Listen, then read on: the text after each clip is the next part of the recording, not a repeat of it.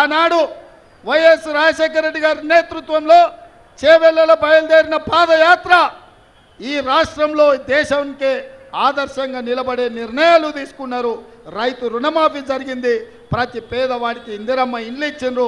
ప్రతి పేదవాడి బిడ్డ చదువుకోవడానికి ఫీజు రియంబర్స్మెంట్ చేసిరు. అందుకే కాంగ్రెస్ పార్టీకి చేవెళ్ల పార్లమెంట్ అంటే అత్యంత ప్రత్యేకం. అందుకే ఇవాళ ఈ చేవెళ్ల పార్లమెంటు నియోజకవర్గం నుంచి కార్యకర్తలతో మాట్లాడినాం, ప్రజలతో మాట్లాడినాం, నాయకులతో మాట్లాడినాం, సర్వేలు చేపించినాం, తండాలలో పోయి నా లంబాడి సోదరులను అడిగినాం, మీ అభ్యర్థి ఎవరైతే బాగుంటుందయా, మీరు ఎవరికైతే ఓటేస్తారని. వాళ్ళందరూ ఏకగ్రీవంగా రంజిత్ రెడ్డి సార్కు టికెట్ ఇవ్వు, రంజిత్ రెడ్డి సార్ మంచోడు, మేము ఎప్పుడు పోయినా కలిస్తే పలకరిస్తాడు, శాతనైతే సాయం చేస్తాడు, శాత కాకపోతే ఒకవేళ ఏదైనా పని జరగకపోతే ఇందుకోసం జరుగుతలేదని మాకు చెప్తాడు.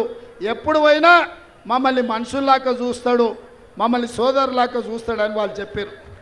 అందుకే ఇవాళ అందరు అభిప్రాయం తీసుకొని మీ అందరూ మెచ్చిన అభ్యర్థిని సోనియమ్మ ఇవాళ రంజిత్ రెడ్డిని చేవెళ్ల కాంగ్రెస్ అభ్యర్థిగా నియమించింది.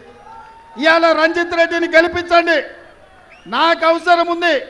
ఎందుకంటే మూసి రివర్ ఫ్రంట్ కట్టాలంటే వికారాబాద్లో మొదలైన మూసి నల్లగొండ నేరేడ్చర్ల వరకు అభివృద్ధి చేయాలంటే 1,00,000 కోట్ల పెట్టుబడి పెట్టి అభివృద్ధి చేయాలి.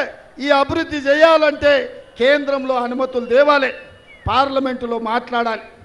ఇవాళ ప్రభుత్వం అనేది 10 ఏళ్ళు మనం అధికారంలో ఉంటాం.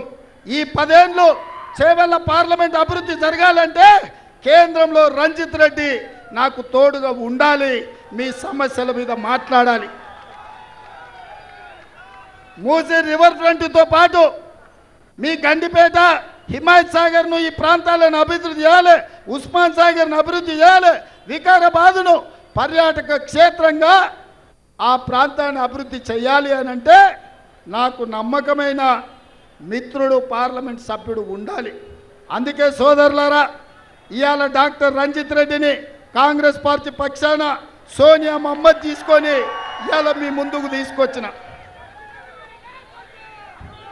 ఇవాళ రంజిత్ రెడ్డి కాకుండా ఇంకెవరికైనా ఓటేస్తే పానకంలో పుడకలాక తయారవుతారు, కాళ్ళల్లో కట్టెబెట్టేటోళ్ళు అవుతారు. మనం అభివృద్ధి చేయాలంటే అభివృద్ధి చేస్తే కాంగ్రెస్ కేడ పేరు వస్తుందో అని అడ్డుకునే ప్రయత్నం చేస్తారు. ఒకవేళ నరేంద్ర మోడీ నిజంగానే చేసేది ఉంటే 10 ఏళ్ల నుంచి ప్రధానమంత్రిగా ఉన్నాడు. మనకు వికార శాటిలైట్ సిటీకి జైపాల్ రెడ్డి గారు 2,500 కోట్లు ఇచ్చిండ్రు. అవి ఎందుకు రద్దు చేసిండో మిత్రుడు విశ్వేశ్వర రెడ్డి గారు చెప్పాలి.